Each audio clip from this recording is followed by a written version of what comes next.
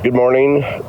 This is Bruce for 5 minutes with my coffee and sharing my thoughts for this morning. Coffee. That's my coffee the first thing in the morning. Today's topic, I wanted to talk about the mind. I think the most important thing that you could ever do, ever learn, is how to master your mind. Well, first of all, you must understand we have two minds. We have a conscious mind and we have a subconscious mind. So conscious mind, scientists say 5% of the day we're in the conscious mind. So that means we have willpower. We can choose what we want. That's the thinking mind. And then our subconscious mind. Our subconscious mind plays 95% of the day. I'm going to say that two more times. 95% of the day. 95% of the day. I'm trying to make a point that our programs that we learn from like 0 to 7 years old, the first thing, like our mind's a computer, and the first thing you do, you must add the programs.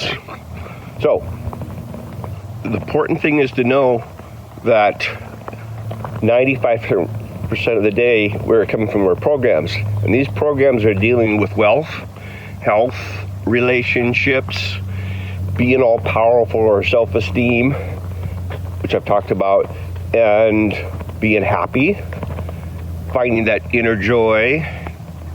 Joseph Campbell talks about that bliss, finding your bliss, follow your bliss, and having like inner peace. So our mind controls everything, but we have to learn how to master our two minds. So that's one of my points.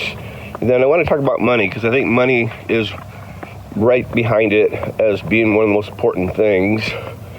Well, wealth, health, and relationship, I think, are the three most important things. But I'm going to talk about money, wealth. Earl Nightingale wrote a book, The Strangest Secret. And the strangest secret is we become what we think about. So he's talking a little bit about 95% of the day we are in the programs and 5% of the conscious mind.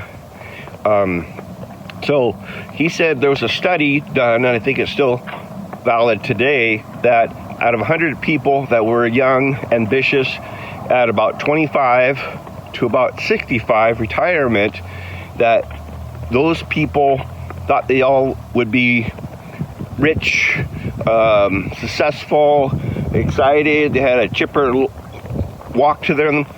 But at 65, they said one person would be rich. They said 4 people will be wealthy, and 56% are going to be broke. What happened to those people? And what I'm telling you is that 56 people out of 100 were broke is because they had learned negative programs.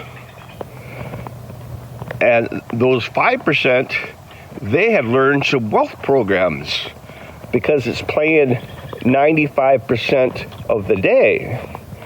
So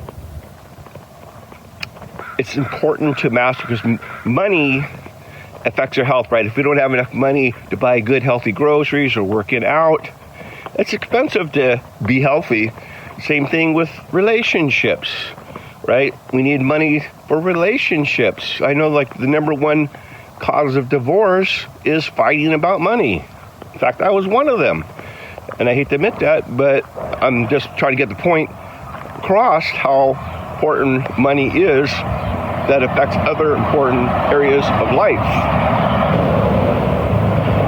So, one thing I want to help people do is program their mind to be abundant, right? That means you must program your subconscious mind to think, to have a heightened state of emotions, and to feel it, to create a belief. So here's the process.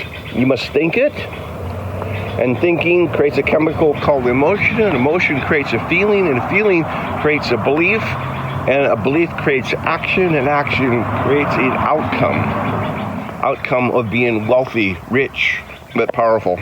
All right. Thanks, guys.